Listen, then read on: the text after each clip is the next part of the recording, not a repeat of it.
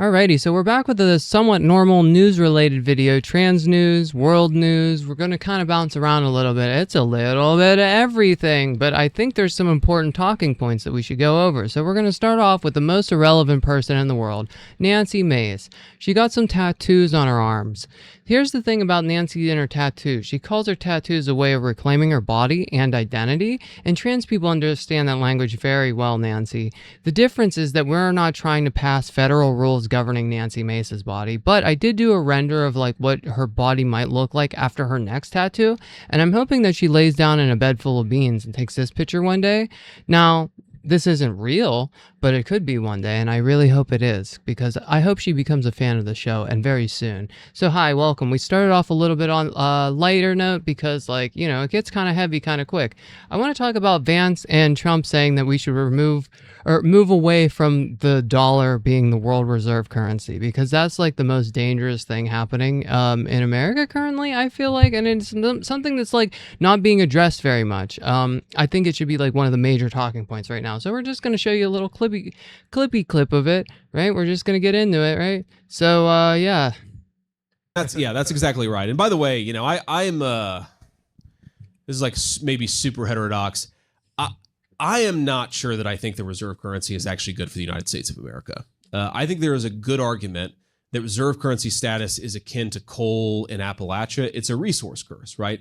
It allows your consumers to consume very cheaply, right? That's been the story of the American economy for the last 15 or so years.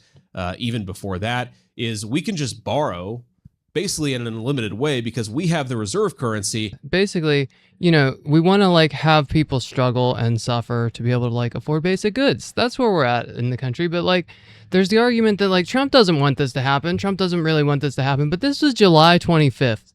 And I think this also needs really kind of addressed because like, here it is. I mean, the quiet part out loud kind of thing, right? And so like, just pay attention to this clip for a second. We'll get to the trans news really shortly. Japan being the yen. They always wanted a weak currency. They're trying to get a weak currency now. Now, it doesn't sound good, but you make a hell of a lot more money with a weaker dollar. Not a weak dollar, but a weaker dollar than you do with a strong dollar. Not us.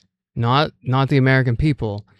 The Epstein class. The Epstein class. This is part of Project 2025, by the way. And yeah, we kind of would have been set for like, you know, a few good, like, I don't know, 30, 40 years potentially if we just didn't do an illegal invasion in Iran. But anyway, let's get back to like the trans related stuff.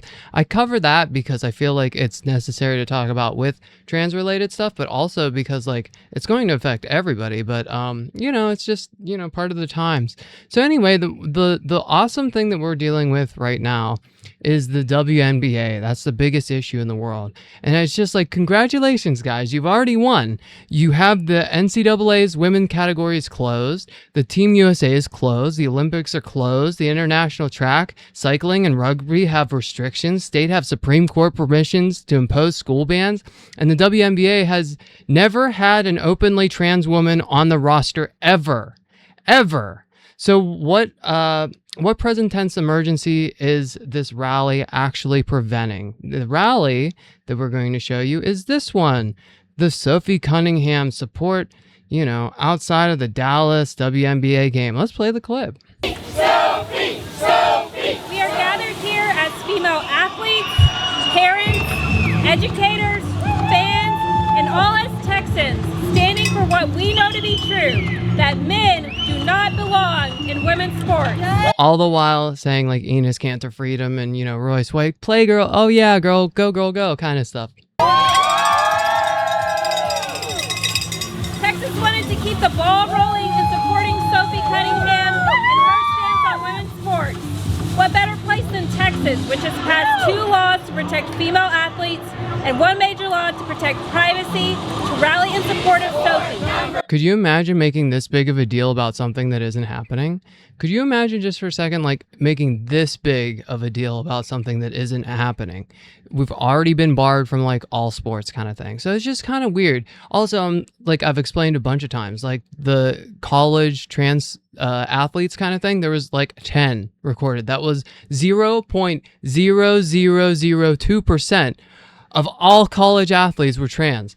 And do you know how many people were upset about that? I think it was in potentially the millions in the United States. Isn't that like the strange, like, you know, scapegoaty kind of thing? The trans people have been othered, where the othered were outcast. We're like this demonized group now.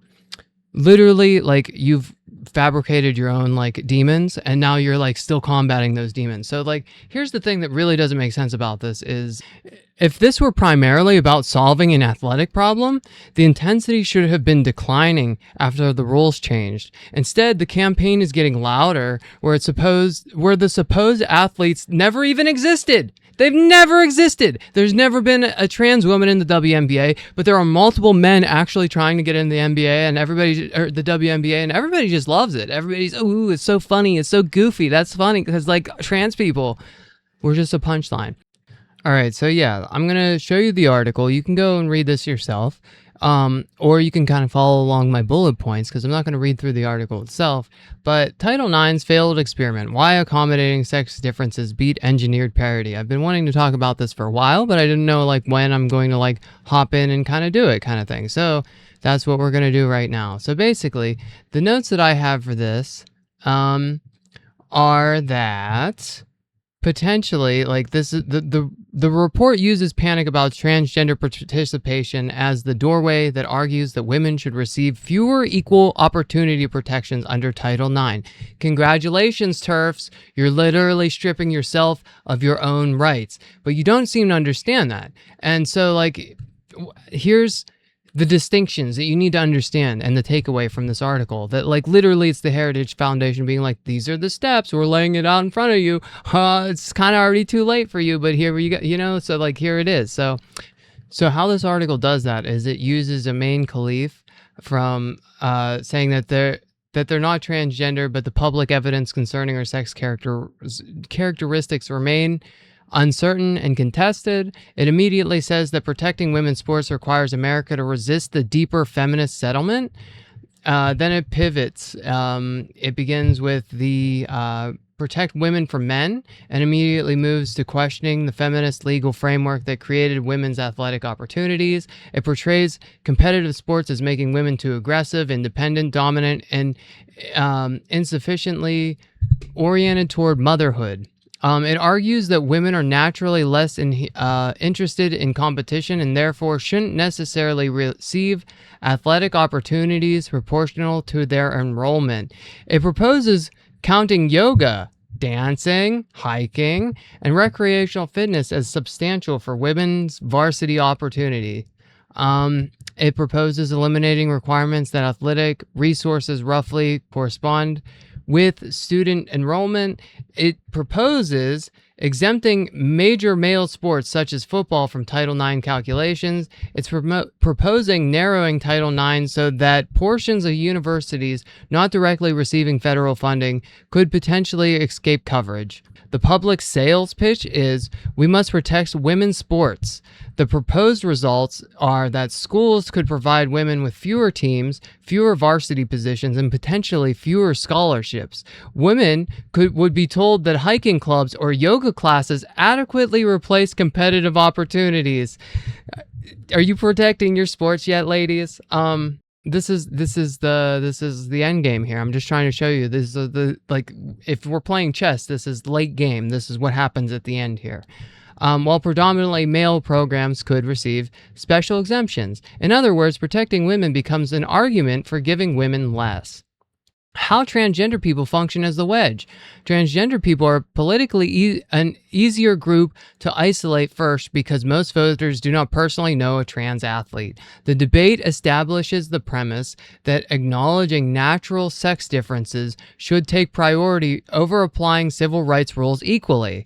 Once that premise is accepted, it can be expanded beyond transgender participation. Women supposedly have naturally different interests, ambitions, competitiveness, and social roles. The same argument would be to exclude trans women equally ignores biological differences when they repurpose to justify unequal opportunities with women specifically.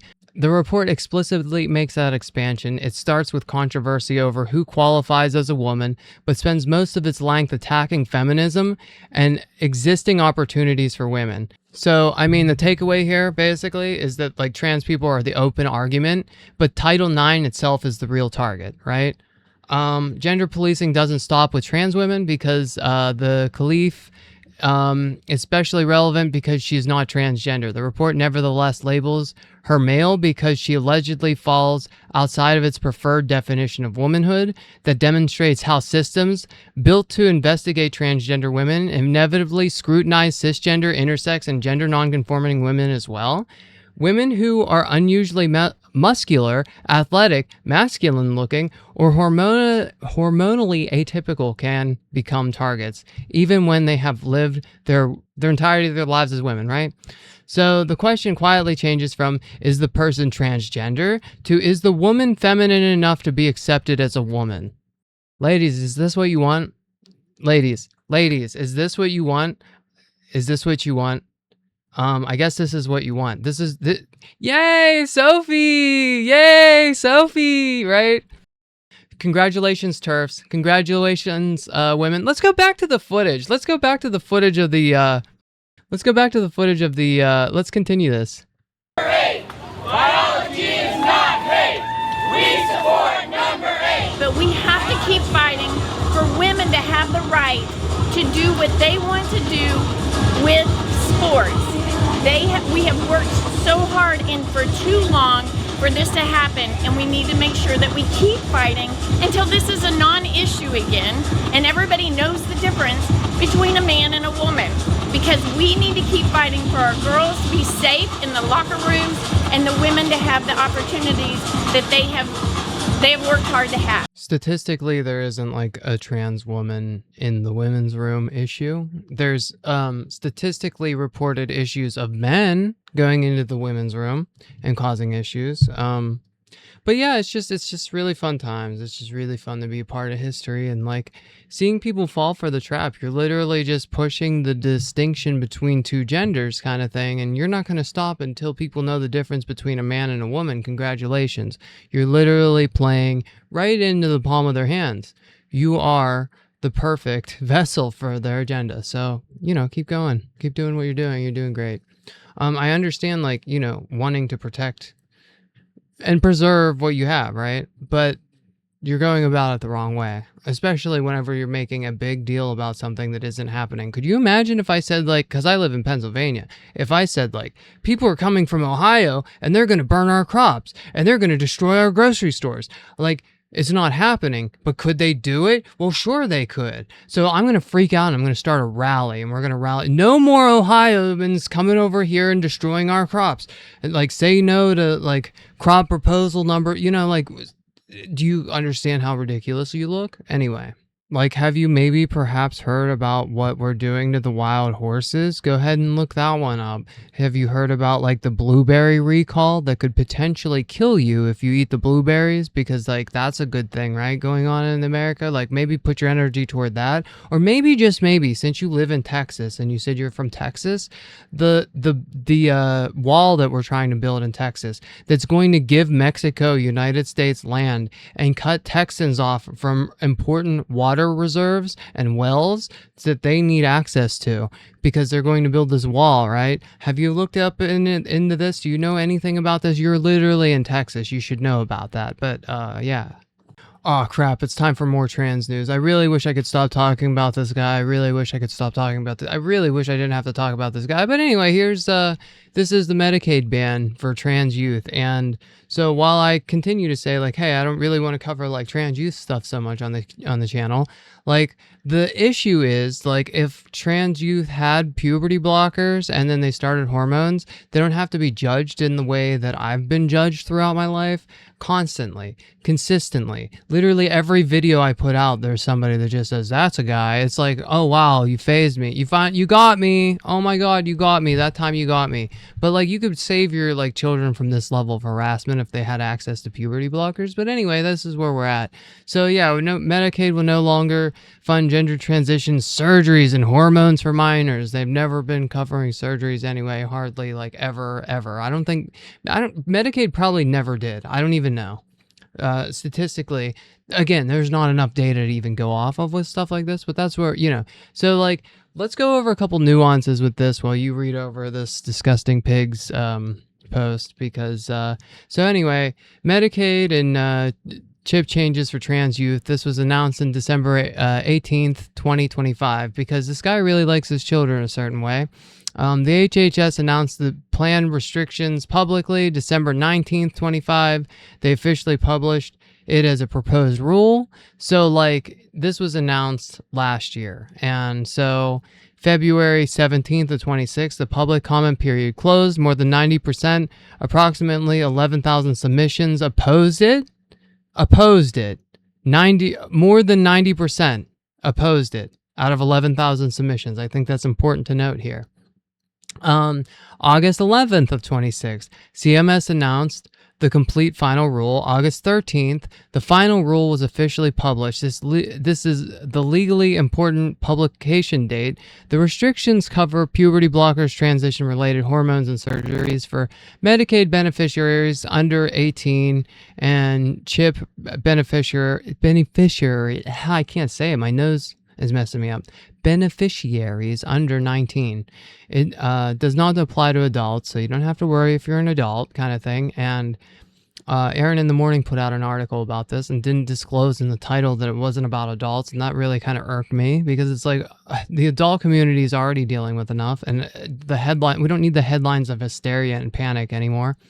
But anyway, the litigation period, August 13th through October 13th, is not technically a formal litigation period. It's a 60-day delayed effective date before it's supposed to begin operating, kind of thing.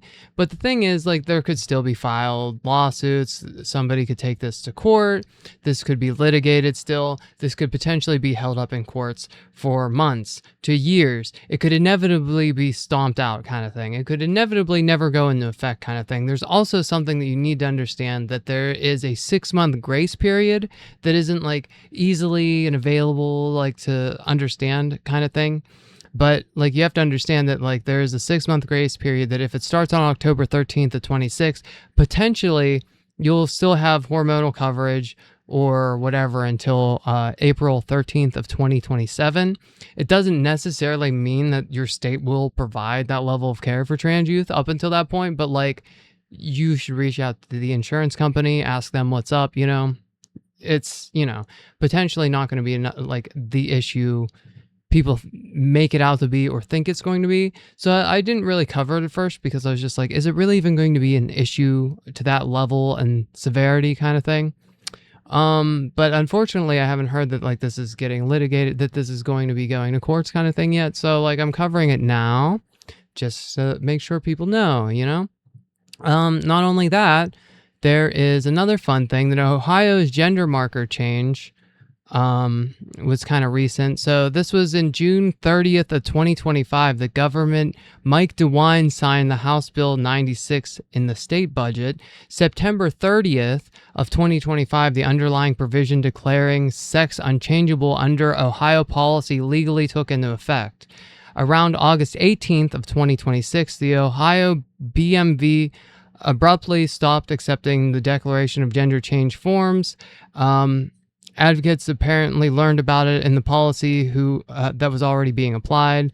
So like what ended up happening was like just recently they stopped accepting gender change submissions, and it was something I think they were doing for 19 years, something like that, up until this point. So in September 30th of 2025 with this, it declared that Ohio recognizes only two supposedly unchangeable sexes and defines sex according to reproductive characteristics, which is just kind of funny since I got my facial feminization surgery in Ohio after that. So that's kind of, the fun times of like trying to travel to Ohio and do stuff like that too. It was really stressful times. But yeah, so this is where we're kind of at with everything. It's just, just add more onto the plate of everything. Like, what rights did you lose? Well, as far as driver licenses and state IDs, there's 8 states in total that have marker change bans. That's Florida, Indiana, Iowa, Kansas, Mississippi, Oklahoma, Tennessee, and Texas at this point. And then birth certificates, there's 10 states that completely prohibit gender marker amendments. That's Florida, Idaho, Indiana, Iowa, Kansas, Oklahoma, South Dakota, Tennessee, Texas, and Wyoming. So, yeah. But, like, that's the thing is, like, you hear about things on mainstream media. It's like, Hassan Piker said something about something as, like, a thing on the thing. And you hear about Fauci. Ooh, what Fauci did. There was a big uproar and upset about what Fauci did in the 90s and is happening again kind of thing. People seem to really not understand, like, the importance of vaccines. But, like, even as we descend further into, like, biblical disease era level times kind of thing, people are just like laugh reacting all the way. So it's like, yeah, at least some people think it's funny. As someone that needs to start like an immunosuppressant and has to weigh the decisions of it, I know that I can't, because my fellow man out there does not care enough for someone like me to be safe to actually start that medication. I know the risks. If I would have started the immunosuppressant and ate the iceberg lettuce, I probably would have died. Okay? So, like, that's, like, the decision-making that I already made, and I'm just like, I can see where things are going. I'm going to make the decision to, like, not take care of my health, to take care of my health, if that makes sense. It's a wonderful trade-off, and so, I don't know, it's just an awesome time to be alive in America. Things are obviously the greatest they've ever been, and they just keep getting greater and greater, and I'm getting I am so tired of winning. I'm so tired of winning. Isn't that the thing?